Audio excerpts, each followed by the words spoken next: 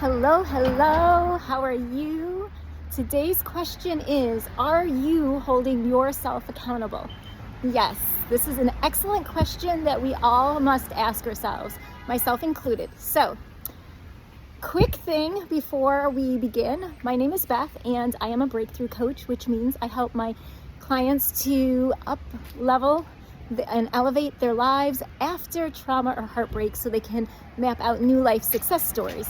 Also, I am a professional photographer, and today I will be sharing this information on holding ourselves accountable from both the lens, pun intended, of my photography business and breakthrough coaching business. So here is what happened.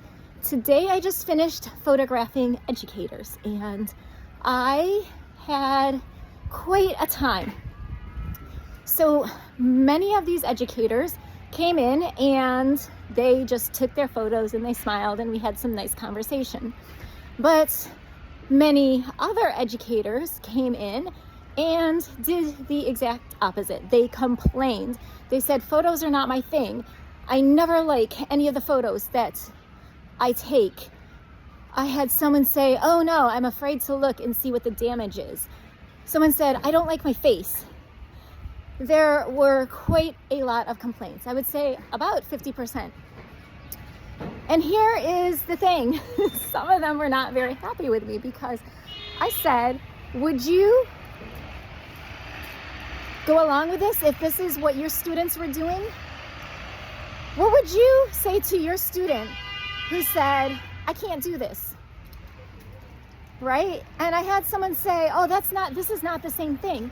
And I said, oh yes, this is exactly the same thing. You want to quit on yourself taking photos, but you're going to tell Junior that he can't quit on himself in whatever subject he's struggling in. We must hold ourselves accountable.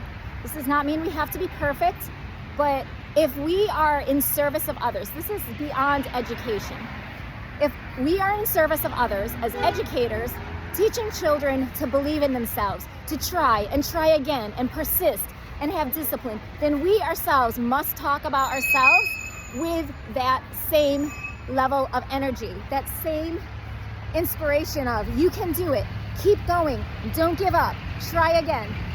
If you're in the medical profession and you're in front of your patients and you're talking to them about healthy lifestyles, then as a medical professional, you yourself must be practicing a healthy lifestyle. It doesn't matter what profession. If you're in a profession of serving people, you must hold yourself accountable so that you are practicing what you preach. Because here's the thing, kids, they sniff it out. They know exactly when you are a fake. And they're not gonna really respect you. And you're gonna have a whole lot harder of a time with your classroom management and getting respect and results, the results that you want from your students, if you are being a hypocrite and you're not walking the walk and that you're talking. And you're going to have a whole lot more difficulty if you're in the medical profession with your patients, following and taking your advice on their lifestyles. If you yourself are not walking the walk that you're talking, we must hold ourselves accountable. Are we always perfect? No, but we get support. If you are in any service, ask yourself, is what I'm preaching, is what I'm encouraging my customers to do, am I also talking to myself that way? Am I behaving that way? And if you're not, then, well, there's a couple things. Why is this that you think you're, for example, going back to today, why do you think you're not photogenic? I had several people say, I'm not photogenic. My response was, who told you that? One person said, oh, I told myself that. Well, why would you tell yourself that? So where are you getting these messages from? Ask yourself these questions. Where did I get that idea from? Where did I get that thought from? And is that really accurate? And if you don't like your face, that's pretty general. Here's a trick. Look in the mirror, smile at yourself. Find something, one thing about your features that you like. If you like your eyes, maybe you don't like your nose. Maybe you like your lips, but you don't like your ears. I don't know, whatever it is. Find that thing, that feature, that part about yourself that you like, and rock it. Like, absolutely rock it. And when you get used to it, go on to another feature.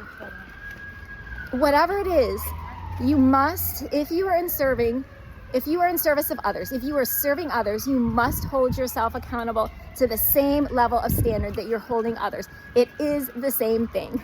Yes. So you can also, if you need support, reach out to me, Beth, as a breakthrough coach. I do help my customers to support with the support of redefining their identities and really seeing themselves in a new light and believing in themselves and talking differently about themselves. Or, it might be therapy that would be a great strategy for you to, kind of break through those fears or insecurities or get to the root of your problems. But whatever it is, you want to do it. It may not even be working with another person. It may be just literally talking to yourself in the mirror and going, hey, good morning. I love you. I love you. Literally look in the mirror and tell yourself that you love yourself. And then tell yourself, hey, you look good. You look really good. Let's rock this day. All right. So those are a couple ideas for how you can help yourself to become more self-accountable. All right.